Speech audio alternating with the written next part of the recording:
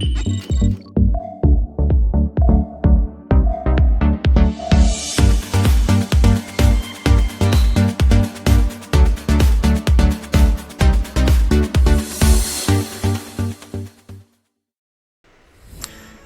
everyone, this is Zero Prime and welcome back to another episode of Zero Review, a series in which I look back on the games I played on my channel and I give you my honest thoughts and opinions on said gameplay. And on today's episode I'll be talking about the PlayStation 2 version of the Resident Evil series, which is the second release of the whole first-person shooters, which is a lot more better than the Survivor on the PlayStation 1. And that is Resident Evil Dead Aim.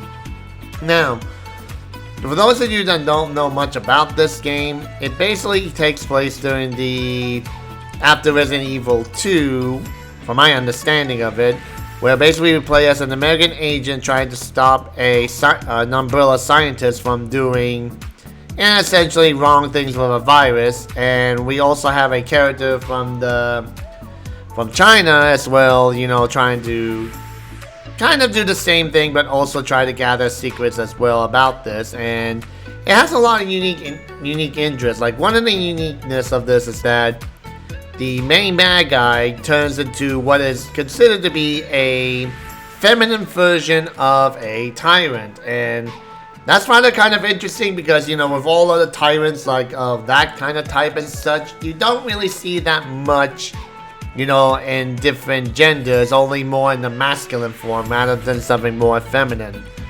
And also, it does have an interesting combat, you know, when you get to fight it in the boss fights and such.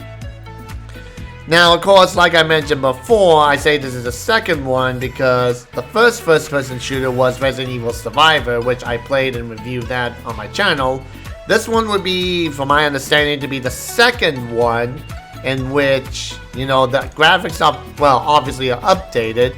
They changed it so now it's more like, you know, third-person perspective where you run around, but then when you have to shoot, you turn into a first-person view, and the controls are a lot more fluid, that you can move the crosshairs a bit more better if you have, you know, a light gun. But since I'm using the controller, it may seem to be more sluggish, but I guarantee you that the crosshairs move more fluently and quickly than in the Resident Evil Survivors.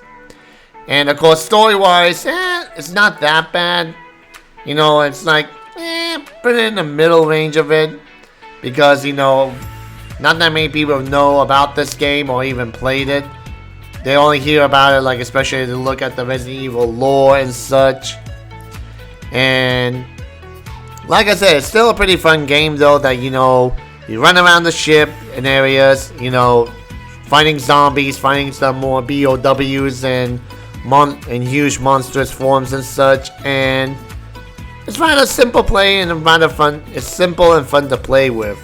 And like I said before, it's a lot more better. It has a lot more better fluent than the Survivor, where it just seems kind of slow and sluggish in a sense.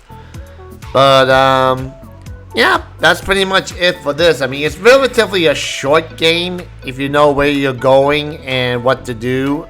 And depending on the difficulty that you choose, you may have some trouble if on the harder difficulty and such. But generally speaking, it's not really a very long Resident Evil game. It's like rather relatively short. And of course, you know, there's options if you want to do 100% completion, like try to complete in all difficulties and all that such. You can have fun with that as well. But generally speaking, it's definitely a little fun little Resident Evil game. And if you have an opportunity to play it or to, you know, find a copy of it, give it a try and see for yourself how it is. Although what's really surprising is that they never really seem to use the characters from this one, like the main characters here, that they kind of just, you know, made it and then they just say like, oh, gone, never talked about again. Or as the nostalgia critic coined the term, a big-lipped alligator moment. It's like it's seen once, but it's never talked about again. But in any case, that's all the time I have for this episode, guys. So as usual, thank you for watching. Make sure to leave a comment below, subscribe for more video update, Share this on your Facebook, Twitter, Tumblr, and all the social medias. And don't forget to hit the like button to help out the channel and to turn on the notification bell to stay up to date on my channel. And if you guys want to help me out in some shape or form, I do have a Patreon account down below. And as usual, guys, thank you for watching and have a pleasant day. Bye-bye.